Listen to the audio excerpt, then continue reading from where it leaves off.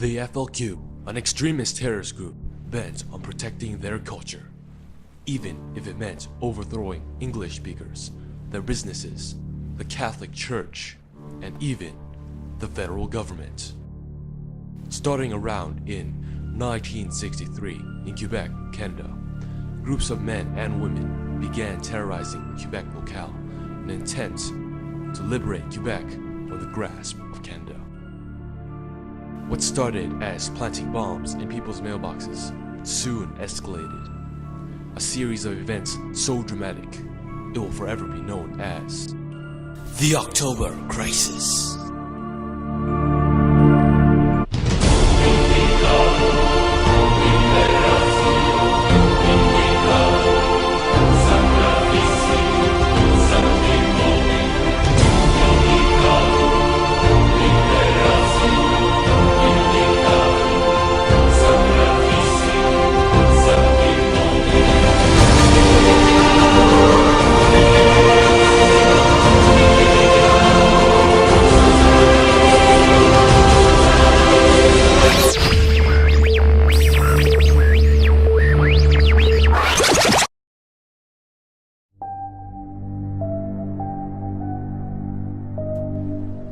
On the fateful morning of October 4th, 1970, the doorbell rings in a luxurious home of Senior British Trade Commissioner James R. Cross.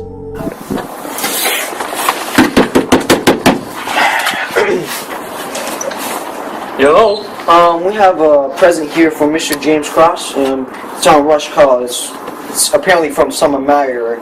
I just want you to stand right here, according to the UPS line. Get the present. Yeah. Looks like he loves you really much. I don't know. Thank you very much. Nice flower. You wouldn't mind giving this James Cross? Is right over there. There you go. You can come in. Okay. Right. Thanks, man. Sir James Cross, I have brought two visitors by, and I believe they are here to present you a gift. I shall leave you two alone now. Okay. We got a present for you from an admirer. Alright. I don't know from whom. Just need your signature for confirmation. Yeah. Where's it from? I don't know. Admirer says Francine. Don't shoot! Yeah. This is actually stick up. Get up. We need you, man. This is for all the things you did to the French people. Oh, James Cross said no!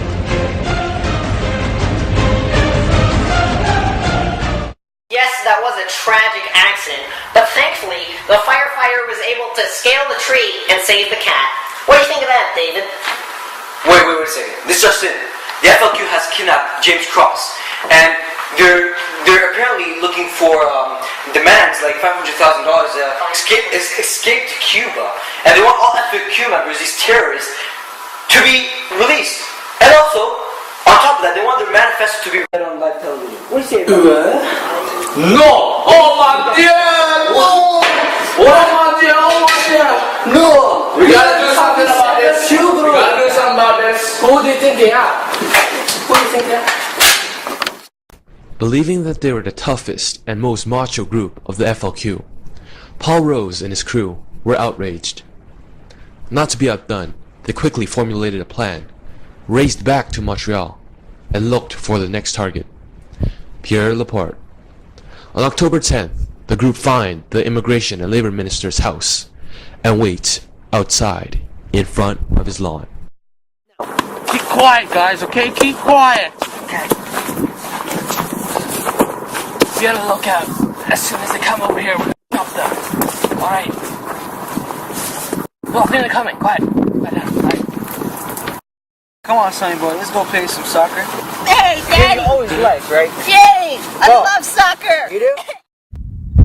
Okay, come. This is a ball. Okay. You kick it. Stop them. Alright. Grab him!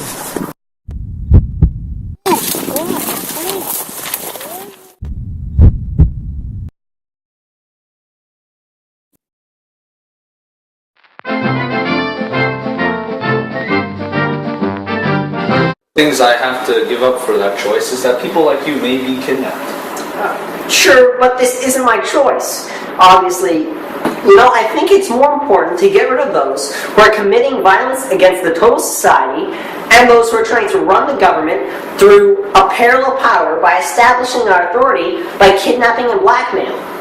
And I think it is our duty as a government to protect government officials and important people in our society against being used as tools in this blackmail.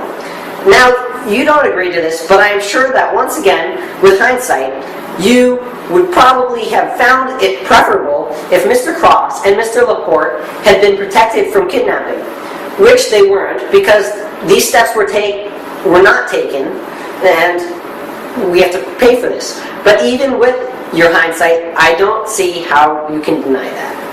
No, I still have to go back to the choice that you have to make in the kind of society that you live in. Yes, well, there are a lot of bleeding hearts around who just don't like to see people with helmets and guns. All I can say is go on and bleed. But it's more important to keep law and order in society than to be worried about weak-kneed people who don't like the looks of... At any cost? How far would you go with that? Well, just watch me. On October 16th, Pierre Elliott Trudeau and Premier Barroso signed the War Measures Act, making the first time this act has been active during peacetime.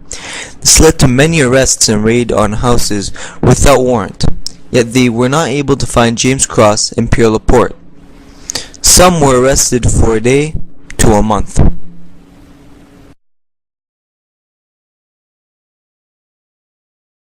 Hearing about the War Measures Act, the Chenier cell was baffled. They knew it wouldn't be long before they were caught.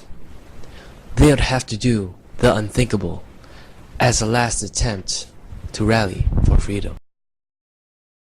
October 17th, the FLQ had announced that the prisoner Pierre Laporte has been executed. He was strangled and stuffed into the back of a car near St. Hubert Airport. We have to find these guys. Police, you're under arrest for the murder of Pierre Laporte. Come up with your hands up. I repeat, come up with your hands up. Do that, please. Police are here.